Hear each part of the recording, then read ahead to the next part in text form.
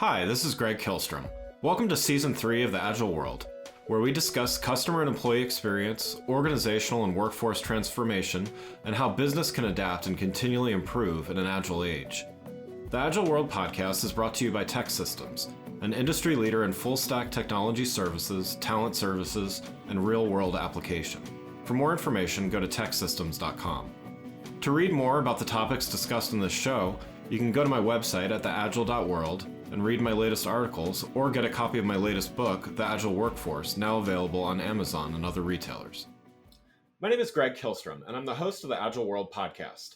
I'm excited to introduce the final episode of a special three-part series where One North leader Ryan Horner discusses technology's role in customer experience strategies, brought to you by TEKsystems, an industry leader in full-stack technology services, talent services, and real-world application.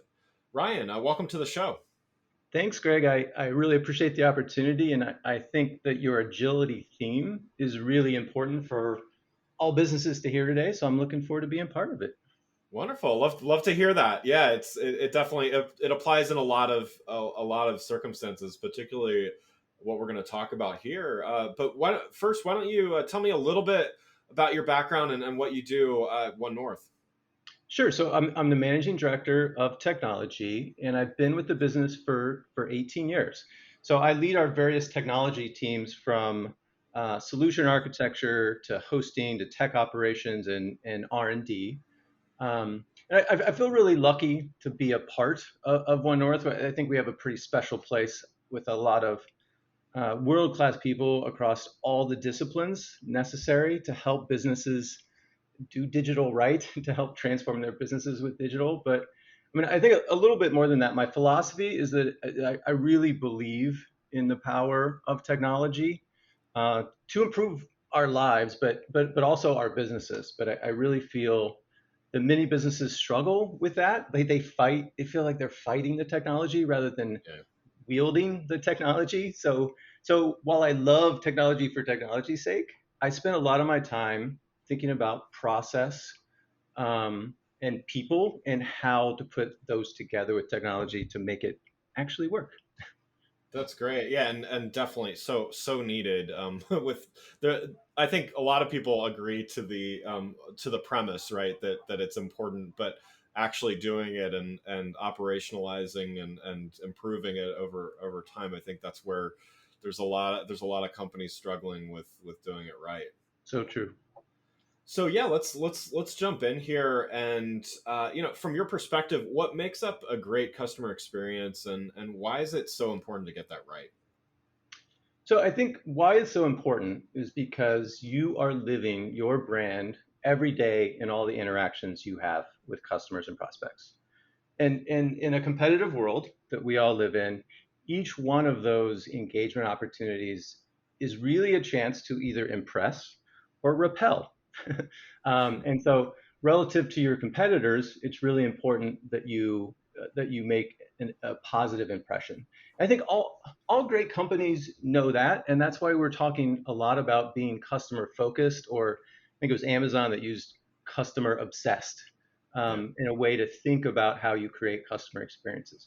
But for a number of reasons that we'll probably talk more about today, this is challenging for many companies, and I think their digital interactions fall behind the way they want to project themselves.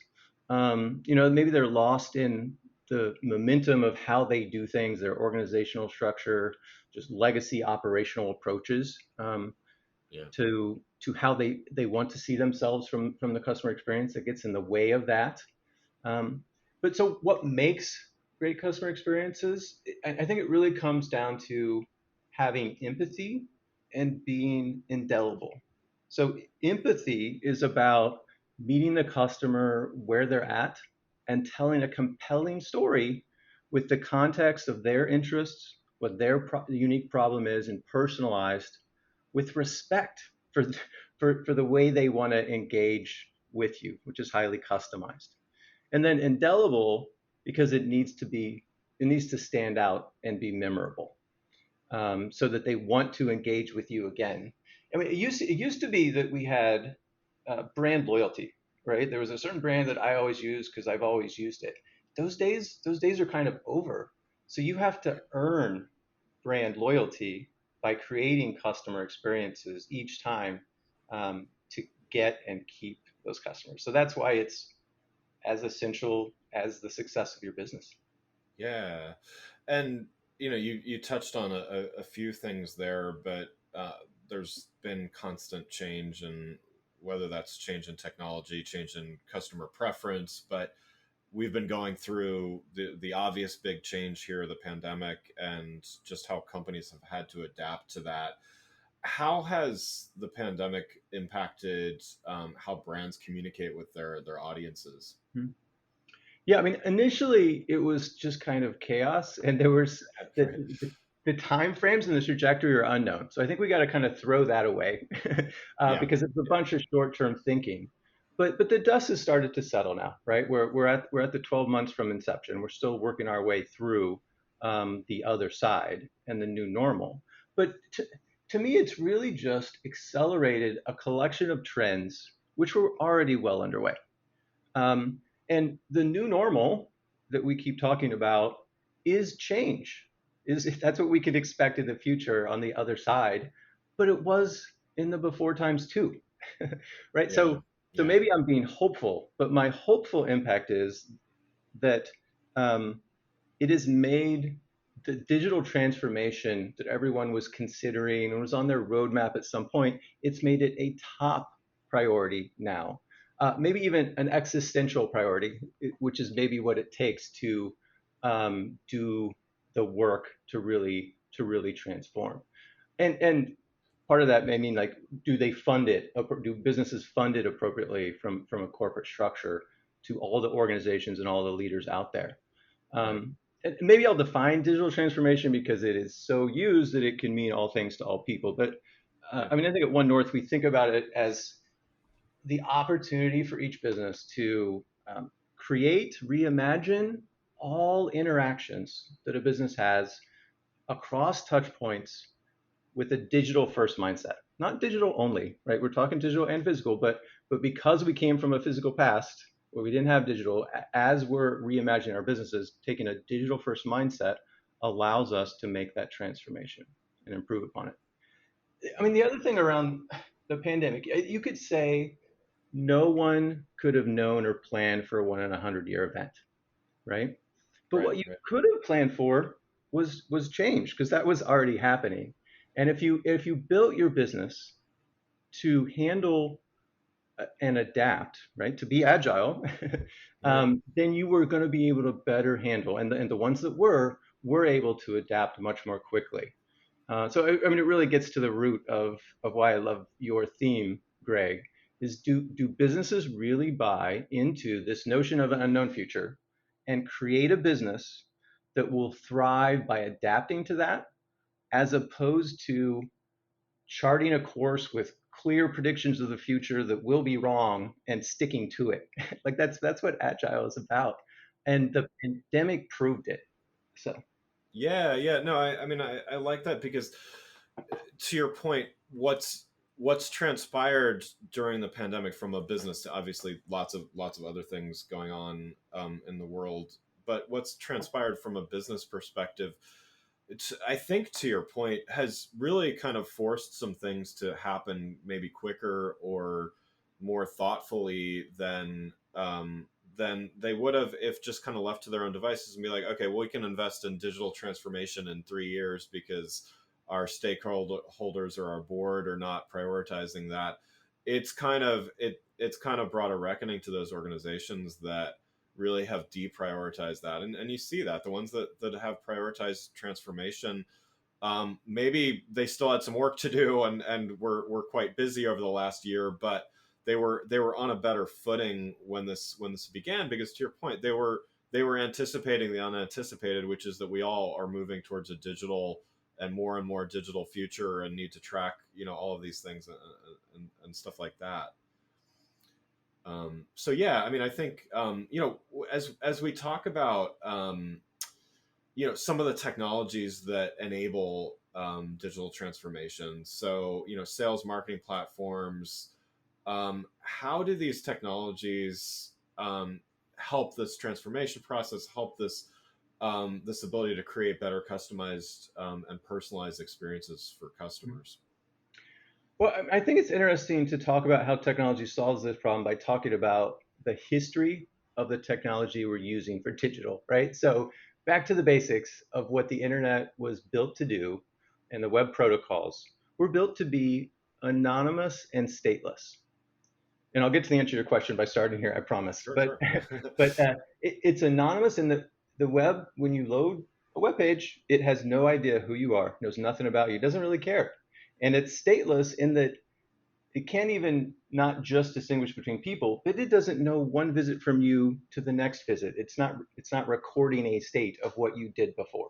And obviously, to create a personalized experience and to create a customer experience which has context, our tools need to be aware of that.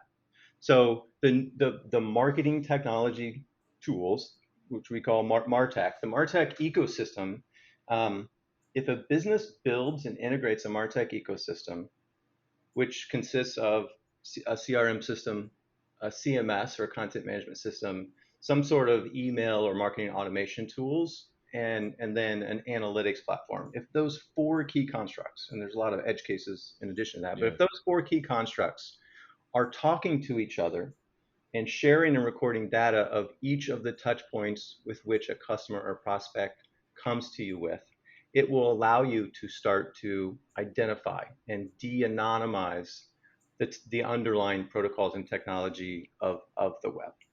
And once you have an identity, now we can start tracking history of what they've done in the past. Is this the first instance that we have? What is the detail of what they were interested in the last engagement, or what were their past purchases? That gives you context, that gives you state about the individual on the other side. It can feel overwhelming and complex, but what I often ask customers and clients to do is to think what you would do if someone walked into your physical office or your store. Would you broadcast the exact same message to every one of them, regardless of what they were coming in with? Or would you ask them a little bit about what they're looking for? And obviously, you'd go to the latter. So, our web technology, for the most part, is doing and being treated as a broadcast message, all things to all people. Yeah. But our technology finally has the ability, if built, configured, and you have internal people and processes that know how to use it well, can know that information like you would ask if they walked in physically, and start to tailor the message to be the most compelling for what you know about them. Yeah, and I mean, I think the stats show that customers not only do they respond better when content is and experiences are personalized, but they've come to expect it, right? So it's one of those things where if you're not doing it already, especially if you're reaching a large audience, it's really your competitors have been thinking about it and have been probably doing it for a while. How do you how do you talk with customers about that, sort that approach of like to get started, because they um just is it, do you start with a small pilot project? Like how do you usually get started with a personalization effort or things like that? Yeah, and it goes very much back to the agile principle of a minimally viable product, both so you can learn what works and doesn't work, and so you don't bite off more than you can chew. I think a lot of organizations are stuck in um, complexity of trying to launch the an approach that personalizes all experiences for all people. But you have to take a baby step. Yeah. The way I like the simplest way to think about it is to pick one component or one page that you have where you know one or two conditions about users that are coming to that digital experience, and then content that would fork based on that condition that you know that would be compelling. So sort of the C's there of like keep it simple such that you can do a trial to, let's say the condition is that you know someone is coming looking for a job at your company versus someone is coming as a new potential customer. The marketing message, the digital experience you provide can really easily fork, and you know you have different content for that. So start respecting their time and their interest in the context of how they're coming to do that personalization. But you can and should start small to answer your question, rather than if you try and personalize all the things, you simply won't get started and launch it. Agile is the only way to create personalized experiences in a business. Like we were talking about earlier, I think most companies agree with the premise that that it's important to have great customer experience. Maybe they disagree on some of the execution of it or whatever, but they're not all doing it, and they're not all doing it well. What are some of the challenges that brands have when they're trying to use technology to enable great customer experience, and where might they typically go wrong? First thing to say is that you're not alone. it, it all are challenged to some degree. You're on a different point of the journey, and there's a whole lot of root causes. Maybe I'll try and pull out a few, but I mean, technical debt, lack of expertise in house to use the tools that make this work, um, organizational structure, just momentum of that's not how we do things, right? Like change is hard. So to get more specific about challenges and potential solutions to it, I think I'll go back to the marketing technology stack and ecosystem that you have, and making sure that it talks. So if you have isolated tools that create isolated experiences across touch points and maybe even across departments, if each department has their own technology, and neither the people or the technology itself is shared, you've created silos. What do customers want? They want a seamless journey across your business, and silos are the antithesis of that. Yeah, yeah, So it's technology has to talk, and then the teams have to talk. If you have a digital team and an in-store team or a physical team that work independently, are incented differently, have different budgets, or just if they don't talk, your customers will lose. You don't create empathetic, indelible experiences when you've got a disconnect of how your business goes to market, which effectively is what that's doing. And it may have made sense to segment those groups before you needed to create a unified digital experience. So it's really about connecting them seamlessly. yeah. Um, and then I think for maybe organizations that are more mature around how they communicate and do agile processes, it could be that maybe they have too much data. So they are overwhelmed with so many tools and so many analytics reports that they actually can't make sense of that amount of big data. And what they really need is insights, right? So being able to glean and provide data science review and understanding to the data to give them actionable ways to improve. So to follow on that, the what totally agree that I think big data has allowed us to collect a lot of information, but also sometimes get overwhelmed by it, right? And maybe not be able to see the forest for the trees sometimes. What role should data play in a customer experience journey?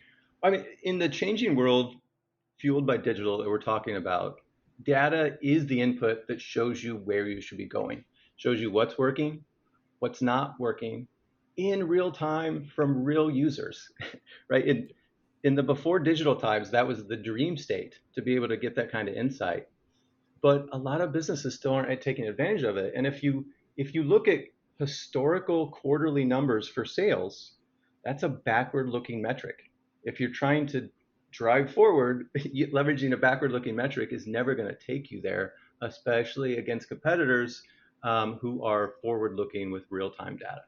So the role data plays is extremely valuable to effectively define our priorities and our focus. It's not something for the data science team to just do. It is the fuel and the light to share with the whole business, from product to sales to marketing, to allow us to effectively adapt. And it's the root of the agile process of saying, let's do a minimally viable product. Let's let real people see it, and the data from their experience will tell us where to focus, where we're falling short, and what to improve upon. to build on that then as well, when you're working with an organization and measuring success, what's the philosophy or what's the approach as far as what types of metrics should they be paying attention to, and and what should that be based on? Since every organization is a little bit different, and often competing priorities. But how do you coach and guide organizations in paying attention to the right types of metrics? Yep. So you're right. Everybody's unique, and so we need to align with that. But everyone should have their own KPIs or key performance indicators that the data will drive to, showing you what success is. And I think the general inclination is like, well, I want return on my investments. I want greater sales numbers or more eyeballs or more contacts. But I think we need to go a little deeper to make that actionable and attributable. um, right? Your goals have to be something that drive you, and so we got to go one more level of detail, and I think the way to talk about that is defining personas together about what the optimal sales journey is, all the discrete steps that could be taken, each of the forks in the road that an existing customer or prospect would have, and then making sure that we get reporting on all of those interactions, and whether certain ones increase or decrease the unique goals and outcomes that we want as a business. And that's where I'm going to be a little vague because it depends on industry and what really drives that business. Um, but then going back to what what's indelible on each one of those steps, and what's the empathy of where they're coming for, really being that customer focus. And we don't have to be overwhelmed with every persona that could possibly exist. Pick the baseline personas, and then get more sophisticated, more segmented, and get more attributes to be able to slice and dice that as you enhance your data science kind of engine. The final thing would be to think about SMART goals, which maybe some people are familiar with, things that are specific, measurable, achievable, relevant, and time bound. So that if you just have really high level, lofty metrics, and you can't make an attribution to experiences you're providing, then it doesn't provide the insight that we need. So, last question before we wrap up here. So, as we've been talking this whole time about this ever increasing pace of change, and I love your highlighting an agile approach and things, and because I think I definitely agree it applies to all of this as organizations face this pace of change. What's your recommendation for CX in 2021? I mean, we're not all the way through the pandemic just yet. There's a lot of there's increasing continual change overall. Like what should organizations be thinking about for for this year and customer experience? I would say it's threading the needle a little bit to combine a high level strategy with agile execution, right? I think a lot of organizations will want to define a specific tactic around a, a few people or one process, or let's add a new tool, a new piece of technology as the easy button or the easy target to say we're transforming. But our recommendation at One North is really to think holistically about a strategy and a high level roadmap, not a specific roadmap about when features will be delivered, but a high level roadmap about where you're going. What are your business drivers? What are your business goals and outcomes? Where are your investments going? Um, and making sure that that's a unified strategy and roadmap across your business units and departments, as opposed to being disconnected pockets. And once you have that, now we can be more agile, right? As the high level guidance, um, to us, allow each of us to go away and work and do a rationalization of your technology, um, Yeah. and create processes that allow you to iterate with an MVP approach and do lessons learned. I mean, don't do big bangs of like, all right, when do we launch our 3-year roadmap? Like, well, you're gonna do it every day, and you're gonna adapt and adjust. And I think one key thing that can really wrap your head around this as an organization is to think about your MarTech stack and your digital platform as a product of its own that you manage as a business, as an engine for how you go to market. The collection of your digital tools, your marketing technology stack, is your own product. And then what are all the roles and resources and planning that you do if you think of it holistically as one thing rather than disconnected pieces? Well, Ryan, thanks so much for joining the show. For those listening, what's the best way for them to keep up with what you and One North are doing in the CX strategy space? Yeah, onenorth.com is a great place to see all of our insights and our recent and past work. But I'm also happy for anyone to reach out to rhorner at onenorth.com. I love brainstorming and talking to organizations and people about their agile and digital journeys. Wonderful. Well, again, I'd like to thank Ryan Horner from One North for joining the show. Learn more about TEKsystems and their perspective at teksystems.com/version next now. I'm Greg Kilstrom. Thanks for listening to the Agile World. Thanks again for listening to the Agile World podcast, brought to you by TEKsystems. I'm your host, Greg Kilstrom. If you enjoyed the show, please take a minute to subscribe on your podcast channel of choice and leave us a rating so that others can find the show more easily. You can learn more and get a copy of my latest book, The Agile Workforce, from my website at theagile.world.